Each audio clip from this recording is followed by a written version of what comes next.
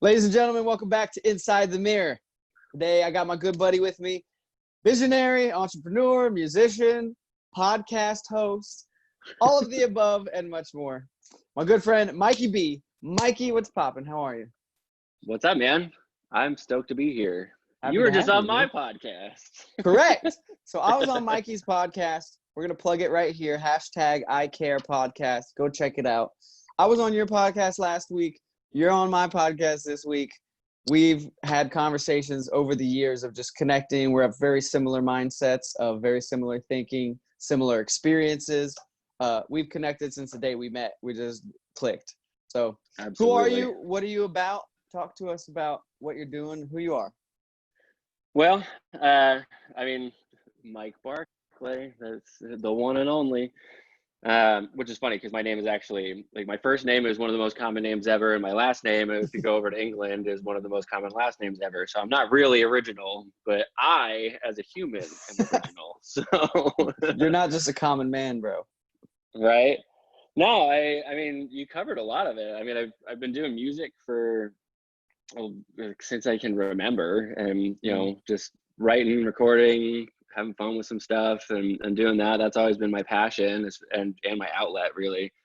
And then through the music passion, I've had some opportunities to help run concerts and things for some radio stations up in Salt Lake City, and then ultimately got involved with a nonprofit through a buddy of mine, which is the hashtag iCare movement.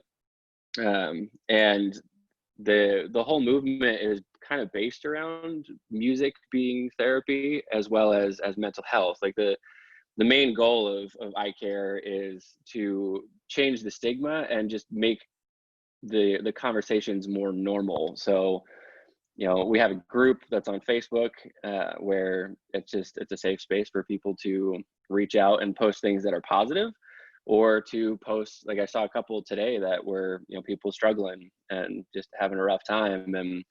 And the nice thing is it took a minute to get going with some of the rules and things, because people would just inevitably do the internet trolling and those types of things. But we've actually gotten to a point now where we've created a pretty safe space for people to post things that they're struggling with, and if they're having a bad day, or if there's just a lot that's bearing down on them. And the responses that come are all people reaching out and asking if the person wants to talk privately, and that they're there, there's other people there that can relate and are available to at least have a conversation, whether or not they're professionals or not.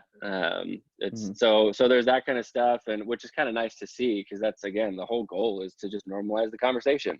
And make it to where it's not scary to say something like, I am having a bad day, I'm depressed, or my anxiety is kicking in, or I had to change my meds and it's really messing with me. Like all the things that people normally think are like, oh, you're a crazy person.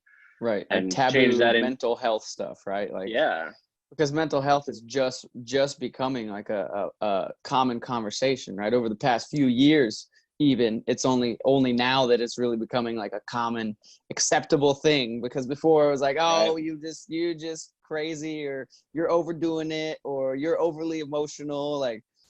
Yeah. But no, if we think that our bodies have to be taken care of and kept in good health, why would our minds not have to be, right? Like, right, exactly.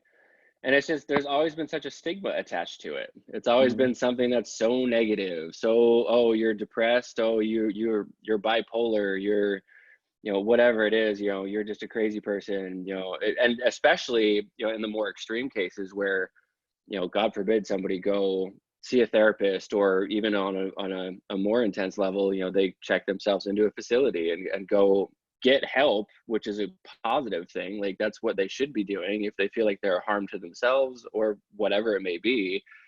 There's nothing wrong with doing that.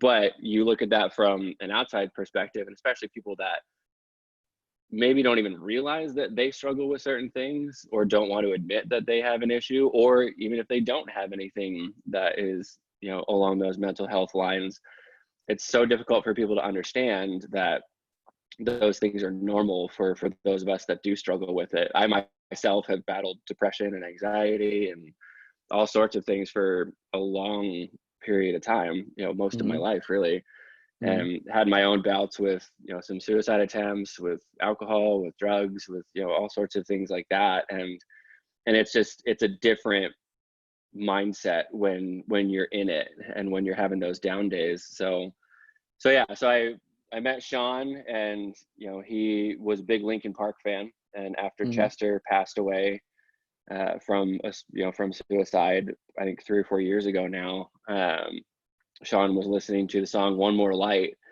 and the chorus And of that Sean is the song. founder. I'm sorry to interrupt. Sean is the founder of Yes. iCare, right? Yep. Sean's the one who started all this. Sean Flynn. He's the founder and basically the owner, director, all that kind of stuff. Um, and so he listened to that song, and the chorus is, who cares if one more light goes out? And Sean just, especially in the wake of Chester, he found himself listening to that and going like, well, yeah, of course I do. I care. I definitely care. I care. And the more he said I care, the more he was like, oh, duh, light bulb. So he literally went out almost that same day or the next day. It was pretty quick, and bought up domains and registered social media stuff and just started the hashtag iCare movement in honor of Chester and, battling suicidal tendencies and things like that. And then it's kind of spawned more into mental health and substance abuse as a whole. And he brought me in, knowing some of my background with various nonprofits and music and things like that. And I have humbly been able to help guide it in various directions to where we are today, which is starting to get more into the actual nonprofit and not just a social media movement, and getting to the point where we're going to start doing donations, which is why I created this little sucker right here. Let's go. And then we've got the podcast going. Just dropped episode 4 today, and just trying to get more things to spread the conversation. Mm-hmm. And where do you think, as far as like obviously mental health, all these things, where do you think was like and I don't know, I don't have the answer. Where do you think was like a tipping point in society, or was there a point where, or a specific instance where people were like, okay, we need to talk about this, right? Like, Yep. Where do you think we hit that period? Because as we said, it was taboo, there was stigma around it, and in the past few years, it's become like a floodgate of like, oh, we got to talk about this. Where did that start at? And I've thought about this quite a bit, because I mean, you go back to some of the big celebrities, again, Chester Bennington, Chris Cornell, Heath Ledger, Robin Williams. I mean, there's been some pretty big names that have unfortunately passed due to suicide, and all of them, battled with depression. And the more that people have kind of dug into their lives, unfortunately, as celebrities, they're prone to people just having access to whatever they want. Those things became more apparent, and it's almost like at that point, whenever those big ones started to happen, like notable names that everybody recognized, and then it was also attached to some type of mental health issue, whether it was depression or anxiety or a bipolar disease or something like that, then everybody was like, oh, well, shoot, if it can happen to these guys, then I mean, maybe we should start talking about this more. And I think a lot of it really came down to the fan bases. I don't think it was the big wigs. I don't think it was anybody else. If no one else had brought it up in the actual corporate atmosphere, we'd still be in the same place talking about, how it's weird. Mm-hmm. But I think what really switched it over, unfortunately, on some levels, and fortunately on others, everything is very corporate marketing driven, and everything has to have some type of value attached to it. And as soon as the fan base started talking about, oh man, so Heath or Robin or Chester, all those types of people, that really sucks. Like, I battle with the same things too. And as soon as that started to become more prevalent, then it was like, oh, okay, well, this is the conversation. This is going to go viral, so we should probably get involved with this, which that's why I say it's unfortunate and fortunate at the same time, because it sucks that it needed to be that money-driven mentality as far as what's going to drive the viral marketing and all that kind of stuff. Mm-hmm. But if that's what it takes to, get people to understand that this is a topic that is going to stick around, then okay, I'm good with that. Whatever we can do to keep it rolling. Right. I think part of it, for as I think right now, I think because these people are people that had quote unquote made it, right, in the eyes of Yep. society. They had money and success and fame and everything that we all think that we would love to have. And these same people took their own lives and struggled mentally, where you would think these people don't struggle. They have, like you said, anything at their fingertips. I think it Yep. made them real life humans, to, like you said, to their fan base and the people that knew of them, going, oh man, I watched Robin Williams for 2 decades and I thought he was this star and he's just a normal guy. Or Chester, I Yep. listened to Linkin Park since I was in junior high, thought this guy was a superstar, but he's just a normal dude that struggles. So it gave people permission to go, look, like you said, if these people struggle with it, it's okay for me to struggle with it too, right? Right. And Well, and I think a normalized it. lot, yeah. And even within the social media age, like that, I think social media has been a huge part of it, because everybody talks about how it's suddenly become like celebrities are so much more accessible.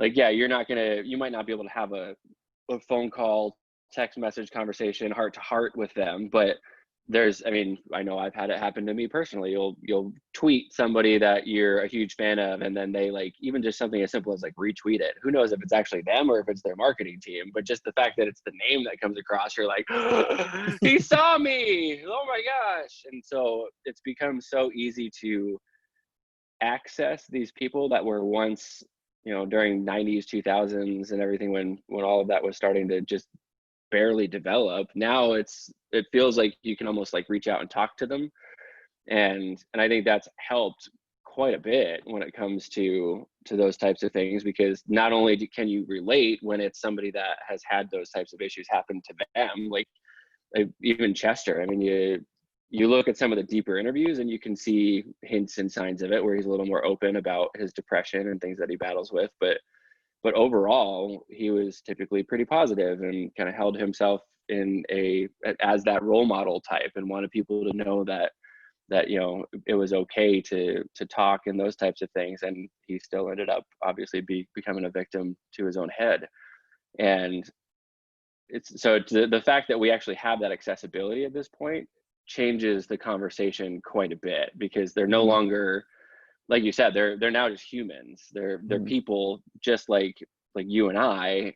And whereas before we only saw them in the produced aspect, whether it's a TV show, a movie, or a concert, where there's something that they've kind of written up and drawn up as what they're going to be doing.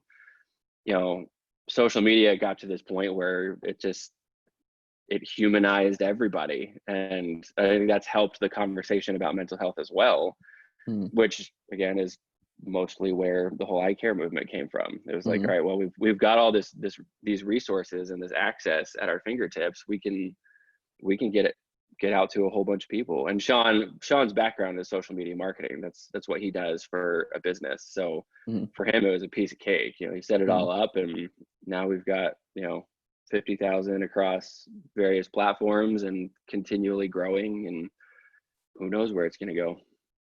And you said something that I think is super true, man. Like the timing of it, with the deaths of celebrities, but also the rise of social media has given everybody a voice, right? Like people back, 10, 15 years ago, or even 20 years ago, you would have to in person tell somebody, hey, I'm struggling. And like, it was just super uncomfortable and awkward. And it just made people want to suppress themselves and be like, I'm not even gonna put myself in that weird situation. Whereas now there's safety in being able to just go on your phone and tweet it to the world, or post about it on Instagram, and not have that, like, a person right there, the awkwardness of like, oh, I don't even know how they're going to take. You could put it out to the world now through social media, and everyone gets to speak.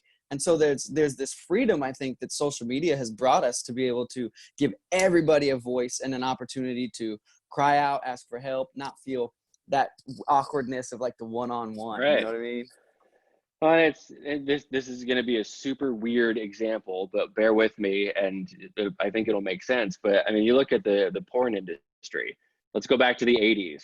You literally had to go into a lot of times like some movie house or something, and that's where you get the whole trench coat thing. People kind of hiding their faces, and this is weird. And then you get to the 90s, and there's like stores that you go into, but you still, I mean, if your neighbor sees you walk into this X-rated store, then all of a sudden, if they know what you're doing, And then internet comes along, and now you can buy stuff online in the privacy of your own home. And now nobody really does anything. And now we've gotten to a point where it's almost celebrated and just kind of a thing. Like, so along the same lines, like you go back to the 80s with mental health. And if you were going to a shrink or something like that, which I hate that term, but the negative connotation, you go to a therapist, you go to a shrink, you're a head case. And that's because it was just so unnatural back then.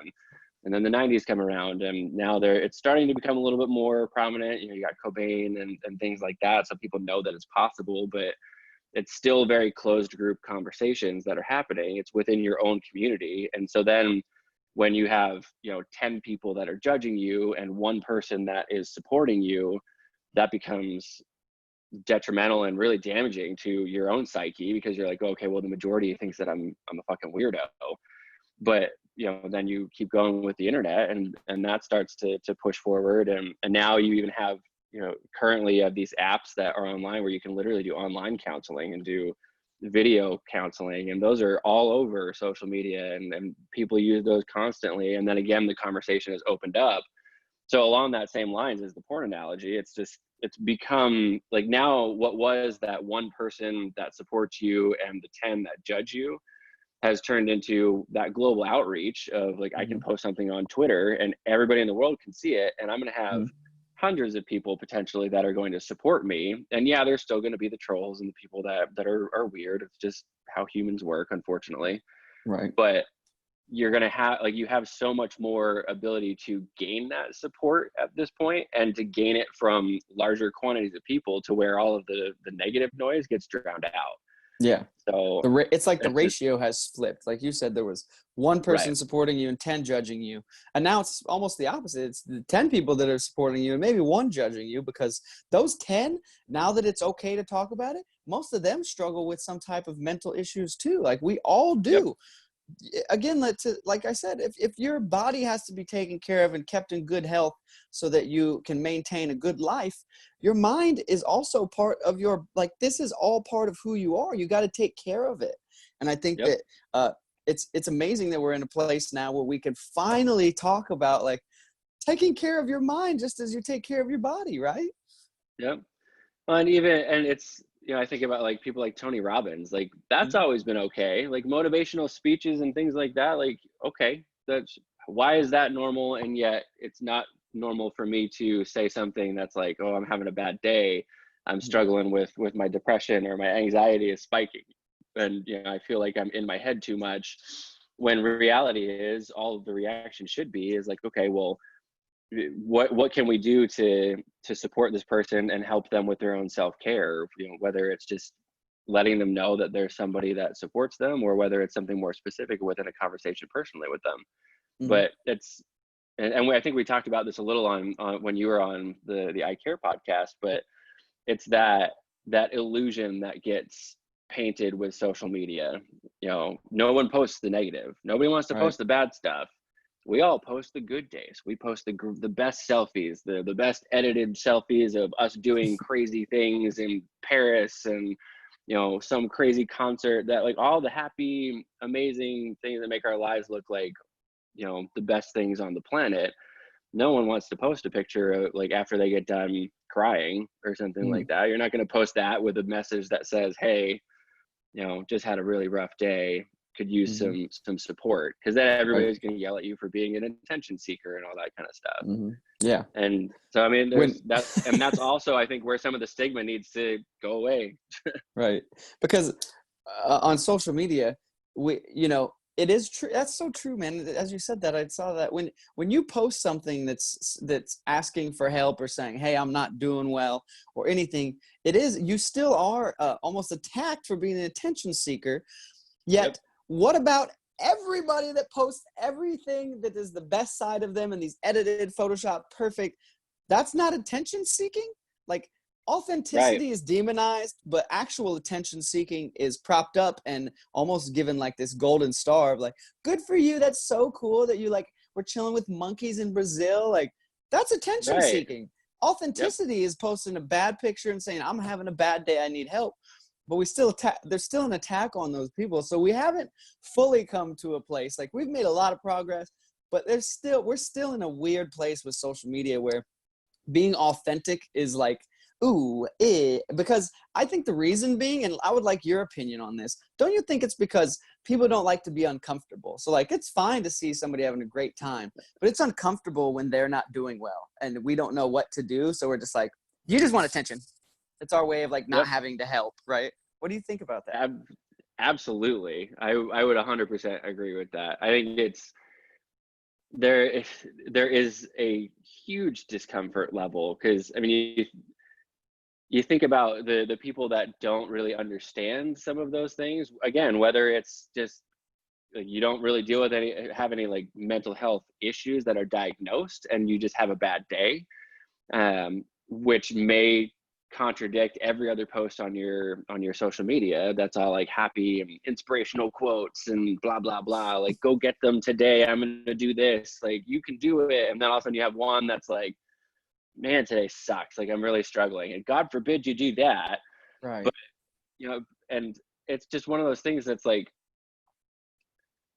I'm trying to figure out how to phrase this, because I mean, you're spot on with all of this. It's so difficult for, I think, still a lot of people to understand how to respond. So I don't think it's necessarily that there's a discomfort level of like, oh, you're weird anymore. I think that people accept mental health problems and bad days and those types of things as a whole, whether it's intimately or it's just a glancing brush over of like, okay, well, yeah, that makes sense, they're depressed, like I get that. But actually knowing how to interact with that is still something that I think people struggle with. And Right. There was somebody that posted in the iCare group a while back that was asking for tips on like what to give somebody that doesn't struggle with mental health issues, as like how what they should do. And a lot of people commented with things like, don't tell me to just buck up and get over it. Don't tell me you want to listen and then get irritated when I sit and talk to you. And so I think it really comes down to, there's just not enough information on how to have the conversations, because if you don't know and you don't struggle with it yourself, then yeah, it's probably extremely uncomfortable to talk to somebody like that. I remember, again, just as a metaphor, I grew up very, very Mormon, LDS, religious, those types of things, and then kind of broke out of that as I got older. But I remember the first time that I was around a group of gay people, gay men specifically, and even being outside the church, I still hadn't really worked through that type of a thing. And so I still was like, oh, it's a choice. It's, it is what it is. Hopefully they don't want to have sex with me. And so it was very awkward to be in that atmosphere at first, because all I could think about was like, oh, he touched my shoulder, and that means that he wants to get in my pants. He's going to try to take me home. When if like you were to touch my shoulder, I'd be like, hey, what's up, buddy? I wouldn't think another thing about it. And so finally, once I got to a point where I changed my whole paradigm on that, I was like, okay, well, just like if I touch someone's shoulder, male or female, it doesn't mean that I want to get in their pants. So that's not fair for me to think that about them. Same type of a thing applies when it comes to mental health. It really comes down to, if you don't know how to act around somebody, or you don't know how to respond, and especially if you don't know how to respond intelligently to somebody and understand what's going on and listen to what's happening, then yeah, it's going to be super uncomfortable for you. And you are just going to revert to your natural defense mechanism, which, especially when it comes to social media, is let me take a dig, let me attack. Right. And that's interesting. I think, bro, that what we're saying about that can apply to anything, is that we as humans don't like to be uncomfortable, right?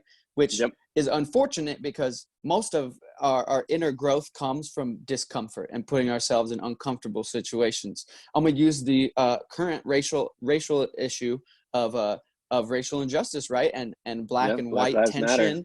right? And like the tension of because a lot of people haven't dealt with that. Like if you're white and have been come from a prevalent neighborhood or something, you've never experienced, or you don't really understand a lot of things of what what the Black community is saying. It's not your fault. You just haven't experienced it, so you don't understand it. Therefore, it's uncomfortable when somebody says, hey, yo, like, you've had kind of a privileged life. Can I tell you about like my struggles and stuff? It's like, no, blah, blah, blah, attack. Like, Yeah. this is why No, you're get wrong. away. Ah. Right. There's no way that you've struggled. Just because it makes me uncomfortable. Right. And like, I'm not saying that either side is completely correct. I think that both sides have to speak and listen. But I think that's the same idea of like something that makes me uncomfortable. I don't want to have to address it because that's uncomfortable. So I'd rather just like demonize it and say that's wrong. And you're probably just crazy. Right. It's the same thing with mental health. Right. Yep. We don't take the board. the time to listen. You know, what are your thoughts on that? Like the power of listening to somebody. Yep. I was, again, same wavelength. That usually ends up happening when we have conversations. Whether or not you had even asked about that, I was literally about to jump into a whole thing about like listening and whatnot. Because I think that's really the key is just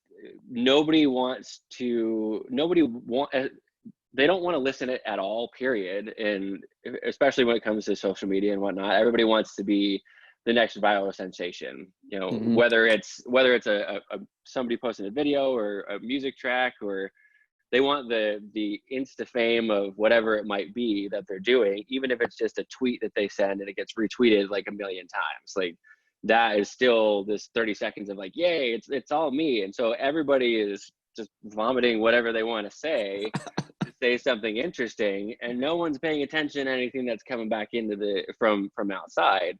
So, which kind of begs the question, if you are not willing to pay attention and you want to be this viral superstar, but everybody's doing the same thing, how, like, if no one else is listening and you are like, everybody's just trying to do like it, none of it makes any sense logically. Right. Somebody has to pay attention for it to actually like click and go somewhere else. Everybody can't be talking at once. It's like 10 people in one room all trying to tell a story at the same time. No one's going to hear great analogy. What the stories are, and who knows, every single one of the stories might be interesting. They might have value, they might affect your life, but you're never going to hear it because you're too busy talking. And especially when it comes to social media, I think that's constantly the case. It's easier to like a photo or like something and move on. Like, and I know I'm guilty of it too. I've scrolled past people that have these big long things that probably say something interesting, and I'm just like, TLDR, too long, didn't read, and I like it so that, because it's a friend of mine, so they know that like, oh yeah, I support you, and then just keep scrolling. But I don't read the whole thing. I don't watch the whole 5-minute video. And so I'm guilty of it as well, and a lot of that comes from the age that we live in of instant gratification. But because it's hard. Everybody wants everything right now. But if people would stop and just listen more often to an individual, to a conversation that's happening, or even just, and I guess this gets into a whole different topic as well, but talking about the Black Lives Matter and the racial injustice and some of the things that are going on right now, even if some of those extreme right wingers would pay attention and listen to what is being said by some of the minorities, and also get rid of their own predetermined judgments of what they think and feel, and just listen from a standpoint of like, this is another human. They're not just trying to come at me with, because they're Black, they're coming at me because they're struggling as a human being, and I should listen to that. But that's a whole another side of listening, is you can listen to the words, but if you're already loading up what you're going to be like responding with, because anything that they say is completely wrong, then and I feel like that's a lot of what media does these days. Whether you watch a liberal station or a conservative station, they've already loaded up what their response is going to be, no matter who says what. But so there's listening, and then there's listening with like actual intent and purpose. And I think that's a lot of what's missing with anything, whether it's the current social issues, or whether it's mental health, or even just in various relationships, within your own personal life. Mhm. You need to listen more. I think you're right. I think I've heard my dad has said it like this. I reference my dad a lot, and the listeners know I reference my dad constantly because my dad's a wise dude. My dad says it like this. You're either listening to reply or you're listening to understand, right? Like when you're Yep. listening and just loading up your responses, you don't have the capacity nor the space to actually understand because you're filling up everything with your responses. Listening to understand is just staying neutral and just letting it Yep. come in and trying to process it. You don't have to agree with it. Like there's extremists on both sides of every issue, right? It's even the racial injustice issue. There's extremists on the right side. There's extremists on the left side. The right side says, Black people don't struggle. Don't even listen to them. They're crazy. And then there's the other people that are like, burn America, kill white people. Both sides have not Yep. taken the time to like process and understand. And like you said it, even like to formulate a good, I don't know how you said exactly, formulate like actual a solid way to respond, right? Like a solid opinion, Yeah. or like, right? Like if nobody listens, like you said, it's just like, I love that you said that. It's like 10 people in the room trying to yell and tell a story. Like no one will hear you, but somebody's got to take the first step, right? Like, so if Right. like the racial issue, if the Black people are just like, they are like screaming like, ah, like, okay, listen, like you don't, just take a moment and listen. Or like with mental health, if one of your friends is like, I'm depressed, I'm struggling, before you in your mind determine that they're ridiculous and they're just being dramatic, just listen. You may come to Yep. the conclusion that Cindy is being a dramatic person today and she had too much coffee and she's, but maybe Yeah. not. But if you don't take the time to listen, whether it's to Black people or to your friends or anybody, if you don't take the time to listen, you can't pass judgment. Like you are the one Yep. that's in the wrong, because maybe they're crazy, maybe they're not, but you'll never know if you don't listen, right? Well, yeah, and if you're not paying attention to things, and it's also just along the lines of that whole loading up a response type of a thing, where on any issue, but I see it a lot, especially in the mental health arena. But that whole idea of like fixing type of a thing, like if you're listening, Oh, that was a there we genius thought, go. bro. You All are so right, smart that the lights turned on. You right. That was pretty cool.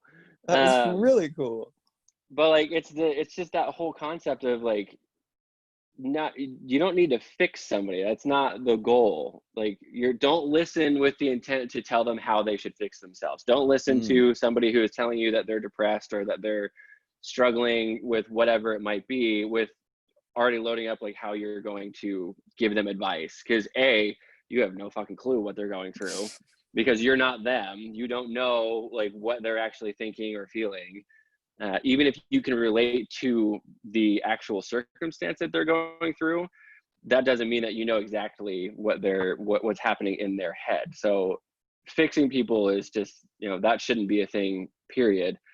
But just being able to listen in general, and it's something that I strive to do a lot, especially when it's something that I don't understand. Like I'm not a very political person. I don't follow a lot of the media, because especially in where we are at now, it's super difficult to figure out who is actually saying anything that's truth.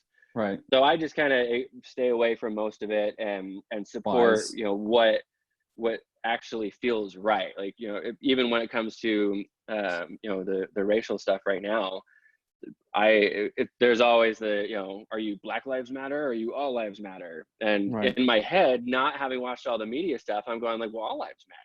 Right. But apparently that's bad. If I say that, if I say Right. all lives matter, that means that I'm actually just like anti-Black people. And I'm like, wait, Right. what? Right. What do you mean? That doesn't make any sense. They're part of all lives. Like, how Right. does that, whatever. But like, so it's one of those things where like,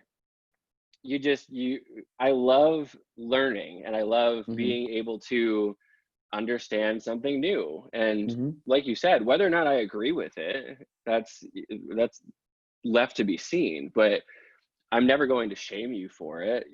Religion is a big one for me. Since my Mormon days, I consider myself very agnostic, and in the sense that I think that we're arrogant as hell if we think that we're the only things that are intelligent in this entire universe that we've seen. Or like the pieces that I love those videos where it's like here's Earth, here's the sun, here's the biggest star we've ever seen, and here's like all this other stuff. And then they zoom back out and they're like, this is the piece of the sky that we're looking at. Mm-hmm. So there's still like 99% of everything else and further that we haven't seen. And it's like, okay, well, yeah, there probably could be a God, there could be a higher power, there could be whatever you want to call it. And I fully support that. I still have a Bible, I still have a Book of Mormon and all those types of things. And anytime that somebody has a conversation with me about God or about religion or anything like that, the only time that I will shut it down is if it's someone that's trying to force feed me what they believe as like, you have to believe this. This is what is truth. And I'm like, no, it's not. You don't even know that.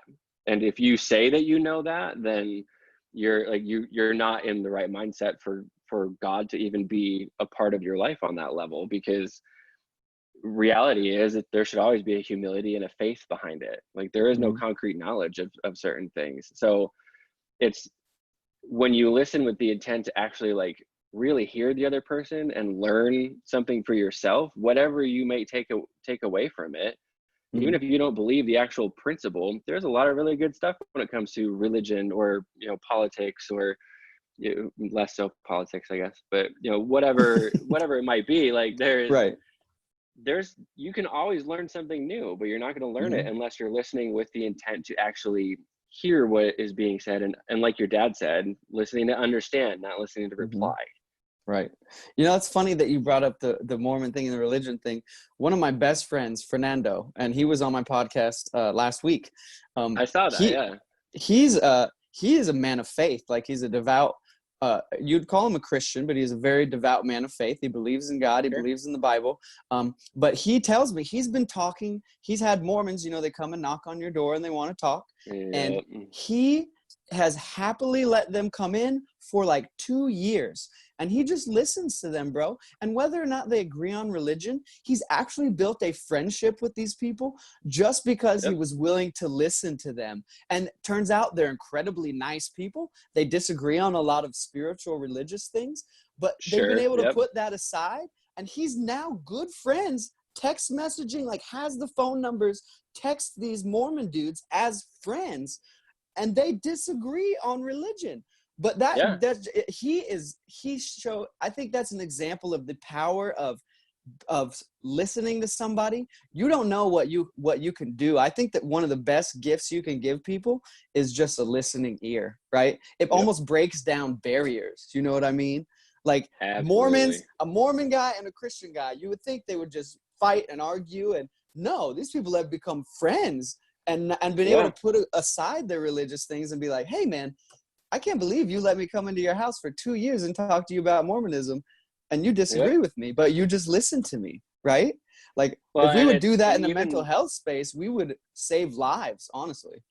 Oh, huge. And it's interesting that because it's not the same missionaries over 2 years. Like I served a mission and actually went and did the whole knock on doors thing for 2 years, and ended up, I met somebody back when I obviously was still practicing, you know, the Mormon religion.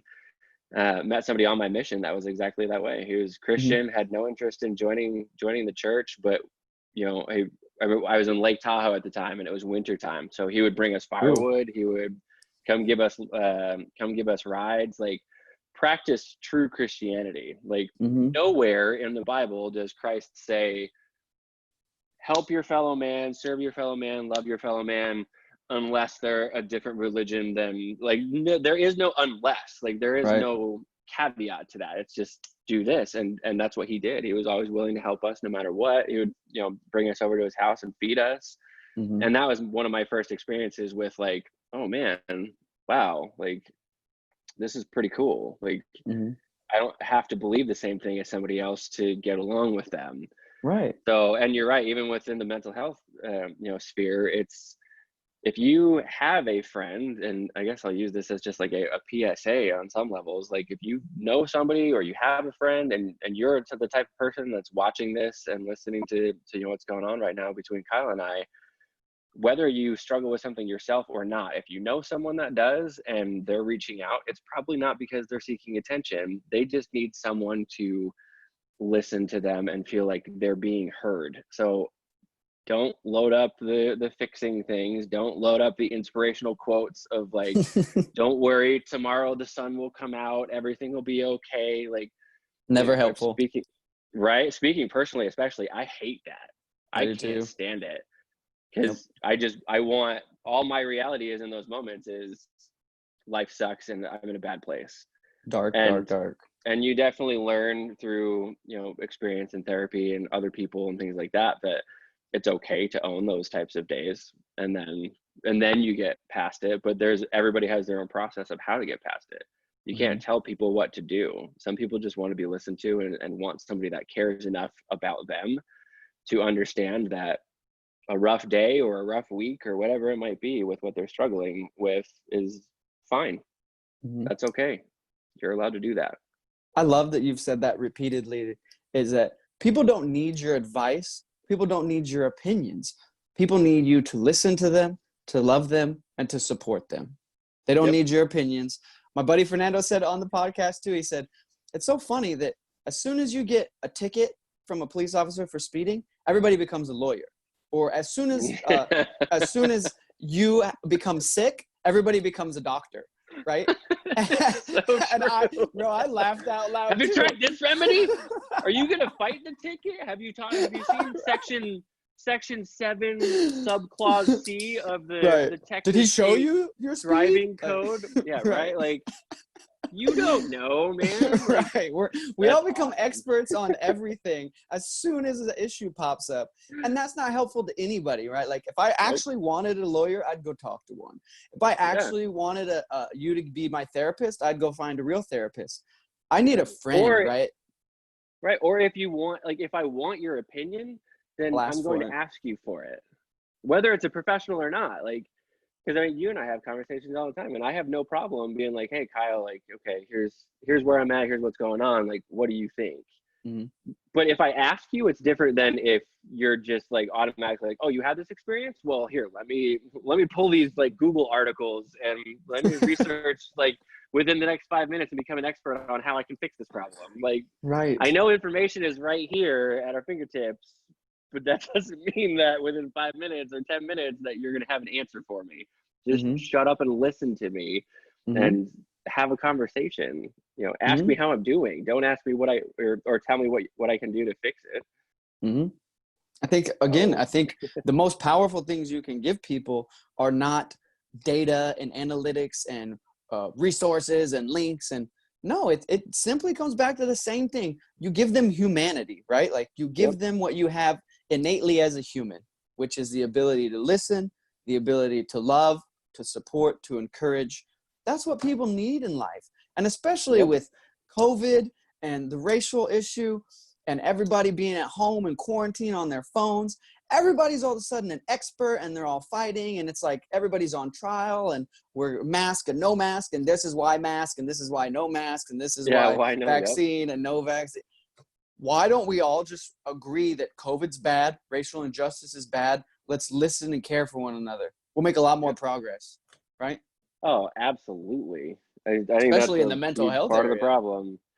I think it's a huge part of the problem right now with all that stuff. Like, the whole mask, no mask thing just cracks me up. Those have become more entertaining than anything else to watch 100%. Those things happen. But because like reality, even on that stuff, I mean, I'm not for or against masks. I'm for people staying safe. So if it's something that that's required outside, then I'm going to follow what I'm supposed to do. If that's what the CDC says is going to help a little bit, then I'm going to help. To be perfectly honest, we should probably all just stay at home for like a month or two and have like no one go outside, and then just get rid of it. But America. But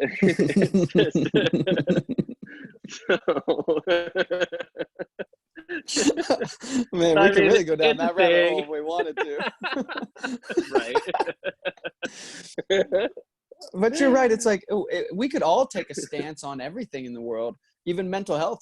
I could say, well, my experiences with it are this, therefore this is the ultimate truth, and you shouldn't feel that way. And people could go the other way. Well, I've had this experience and I've never struggled with it, so I don't even think it's real. Or no, everybody has a different experience. Like, you and I have both struggled with mental health issues for many, many years, but your experience looks different than mine. you know, Oh, but we 100%. can overarching, we can understand that the struggle, but if we're struggling, I'm still going to listen to you. You know what I Sure. mean?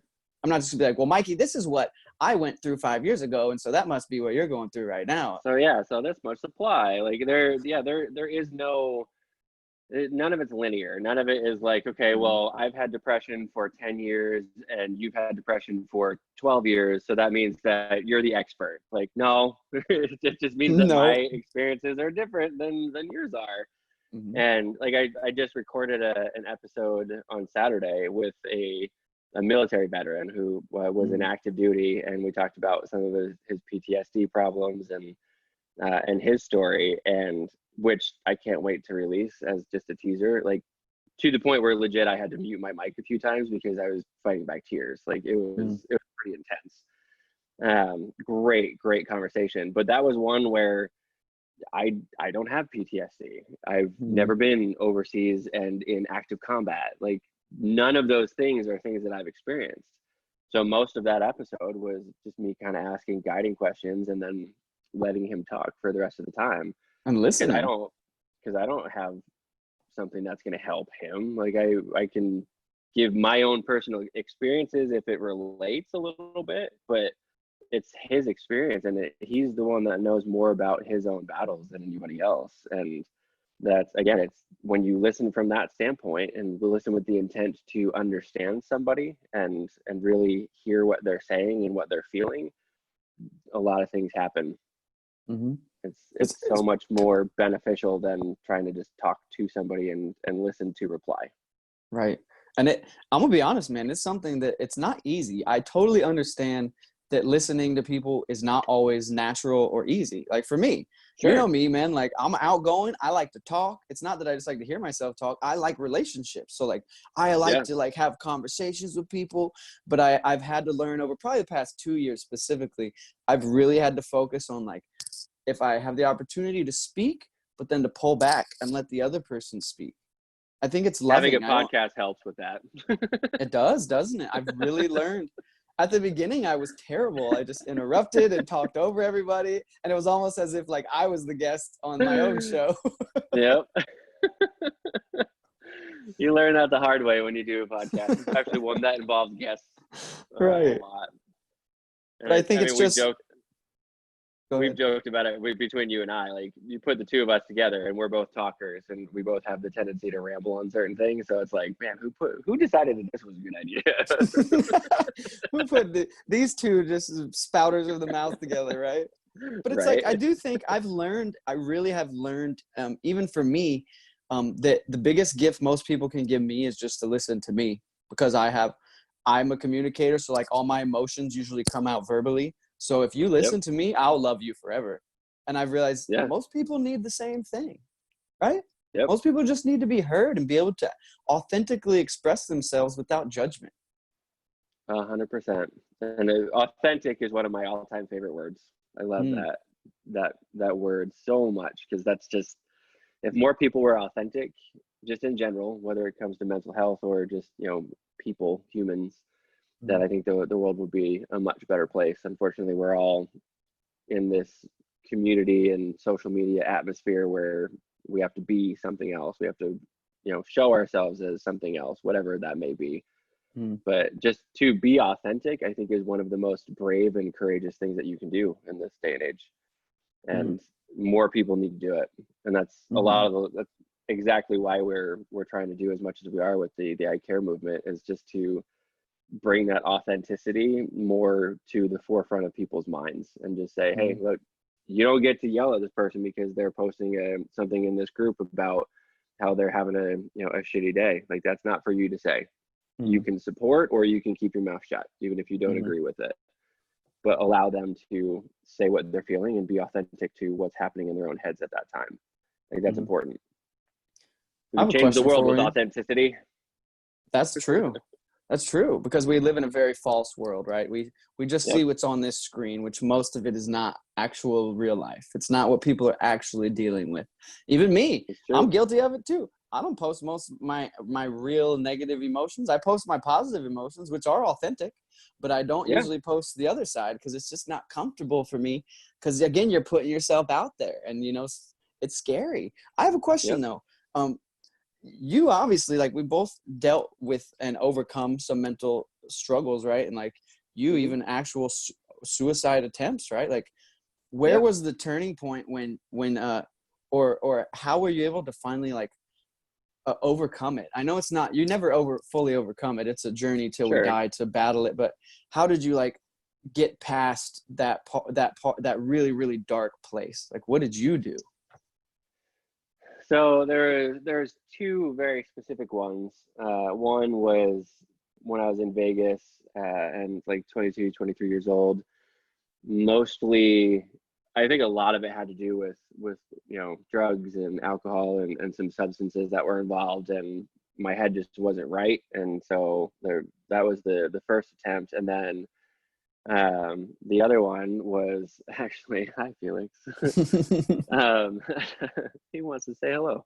The other one was actually just a few years ago, and for no good reason, really. Like I wasn't using anything. There was just, for some reason, everything kind of came crashing into a really low place, and I had to fight those demons all over again. And what really switched it for me was, I mean, medication, because after the second time specifically, the first time was more just like, man, I need to get out of Vegas and away from this atmosphere.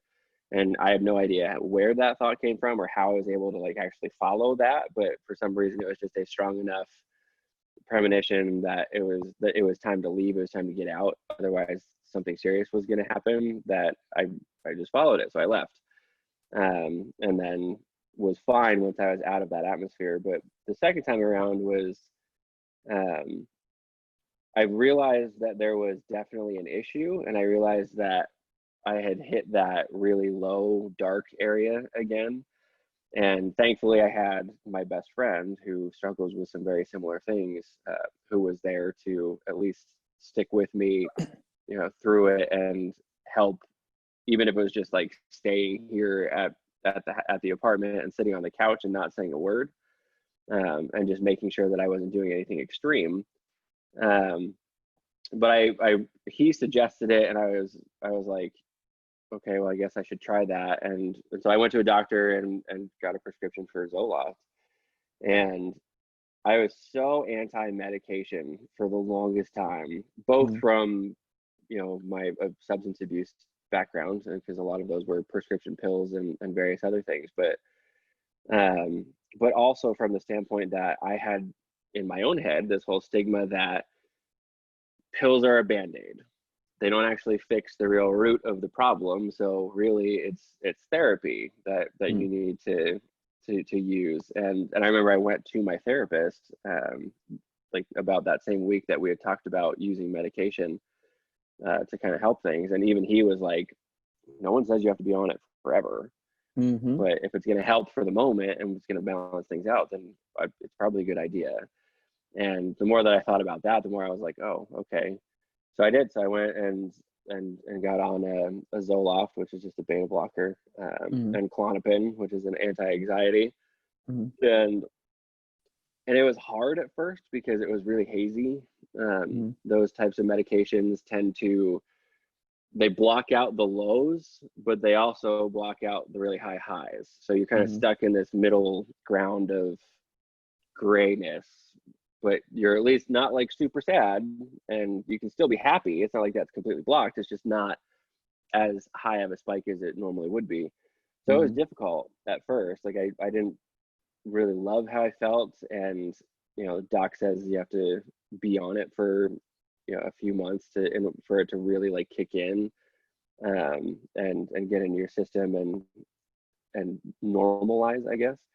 Mhm. So it was difficult for a while. I wasn't a huge fan of it, but I stuck with it just because I knew that I was still in a place where that dark side was lingering, and that hadn't really gotten that bad for a long time. And so to be in that place where it didn't just go away after like a couple days of me feeling sorry for myself and being depressed and allowing myself to feel those negative feelings. When it stuck around further than that was when I actually started to have a little bit of that like fear for myself. So I was like, uh-oh, we're back here again. How did that happen? So the medication helped a lot. I was on that for well, up until about 3 months ago, really. And I went into my doctor a few months ago and was just like, hey, I don't want to be on this forever. So what do I do? Like, I know I can't just stop cold turkey. Like that doesn't work with these types of medications. So I weaned myself off of it, and now I still have Klonopin if I need it, but I try to stay as healthy as I can within my own head, just using my own self-care routines and things like that. But but I don't know. It's always just been this.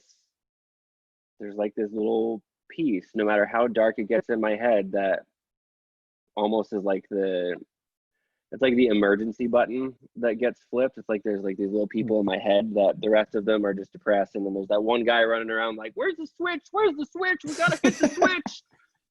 Because there's just always something that clicks, even though no matter how dark I get. Like I might have these times where I try to do something, but eventually there's something that's like, "Whoa, okay, we got a problem here. Like we've got the red alert going off here in the background. That's a bad sign. That button doesn't get pushed unless there's a real big problem."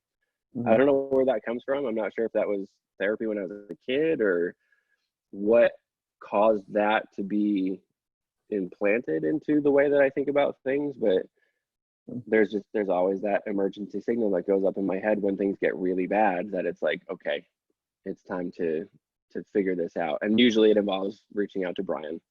And because he and I have gone through similar things together, and I know he's the one that I can trust that will come over and just sit and not say a word if I need him to. And then if there's something else that I need him to do, he'll do that as well. But so that's definitely very useful to have, is at least having that support system around you where you can reach out to them and you're not going to get judged.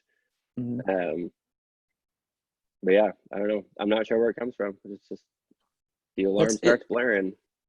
Yeah, that's interesting, man. Like I say that's interesting because I've basically experienced the same thing of like I've had a gun in my hand and had the alarm sound and not pulled the trigger, and that's happened several times. That's interesting. Yeah, it's almost like I've been almost to the very end, and then something, whether it's my family pops into my head or my fiance at the time popped into my head once, and it just stopped me. It wasn't like I brought the thought to myself, it was like you said, it was like there was that little man in there that was like, sound the alarm, don't do it, that's not the way. And it's like I didn't save myself, it's like I was planning to do this, but something happened and that held me back from it. That's super interesting, man. And like I've given, obviously, like I believe in God, I've given credit to God, and then whatever you believe it is, but whatever it is, like there's something to that. And right, I can't, most people can't put their finger on it exactly, but it's interesting because I've heard other people say the same thing. So there's something to that there's this innate, almost protective mechanism in your brain that's like, no, don't stop this. We shouldn't do this, right? Like whether it's subconscious or not. That's really wild, man. First of all, I'm glad that you made it out. I mean, me too. A lot of people don't, man. I personally, and I think you personally know a good bit of people that are not with us anymore, and it's absolutely, it's a tough thing, man. But I'm glad you're doing what you're doing right now. I think that we all have a certain purpose in life. And I think we kind of talked about this last time, just about purpose and like finding that purpose through the journey of life. But like, I think that where you're at and what you're doing, like, is super purposeful, man. I don't know if you could be doing anything with more purpose. You know what I mean? Like you and I both do music and we do other things. Like we're in business and we do different things, but I don't think we could do anything more purposeful than this. You know what I mean? I agree. And it's weird that this all happened, really. Like I wasn't planning on it's mental health and music and all those types of things have always been something that I've been passionate about, but I never thought about I was always like, well, there's other stuff out there. Like there's lots of foundations that are doing those types of things. I never thought about starting one myself or even getting involved to a point where I was helping to run something like this. But the more that I've gotten involved in it and the more that I've done various things, the more I'm like, yeah, like this just makes way too much sense. I've never been a person that wants to be a multi-millionaire just so that I have a whole bunch of money. Like Brian and I have always talked about, like, let's say for some reason one of our songs gets released and we have millions of dollars. Like we would take enough to make sure that we could function and support ourselves and support our families or whatever the situation was, and then the rest of it would be used to donate to wherever we could. So we've never been in that position where it's like, yeah, I want tons of money for myself. It's always been like, all right, well, what else can we do with this? What can we do to help? Like, how do we help? Where do we go with that? So I don't know. I'm really grateful for the chance that I have to do stuff like this. Like it's a very unique situation, and I love doing the podcast. I love guesting on other people's podcasts and having the experiences that I get to, with these types of conversations. But it was never something that popped in my head until it was just staring me in the face. And now here we are. I don't know what else I would want to do at this point. Then I think you're probably doing the right thing, right? Like if there's nothing else you would rather do, you probably found the thing, Yep. I think like you said it, the only way to move any type of movement forward is through conversation, right? And that's exactly what you're doing, is have the podcast. What we're doing is we're having conversations, right? We're letting people talk. We're talking.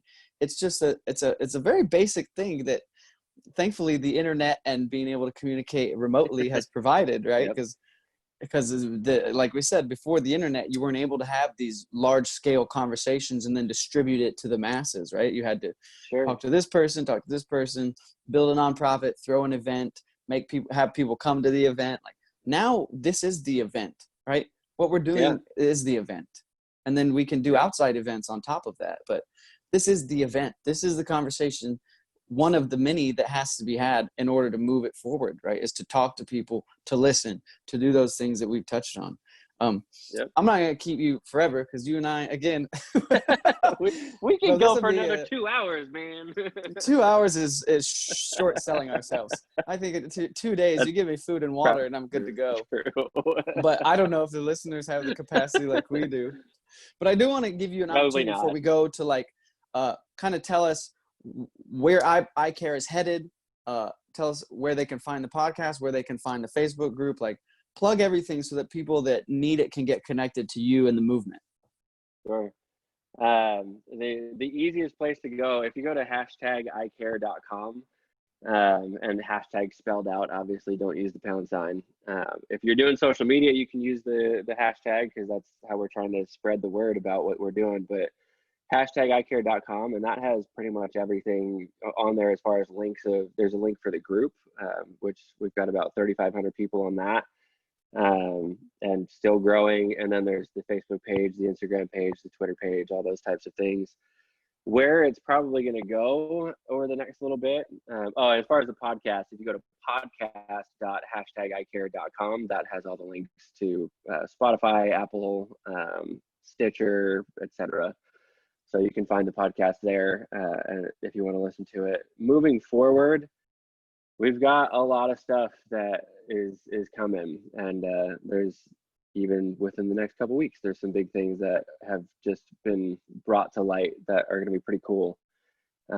Some to do with the podcast, some to do with some other things as well. But ultimately, I mean, really where I want it to go is I want to be able to get to a point where any donations that we're getting can go to literally physically help people get therapy, get counseling, go to a rehab.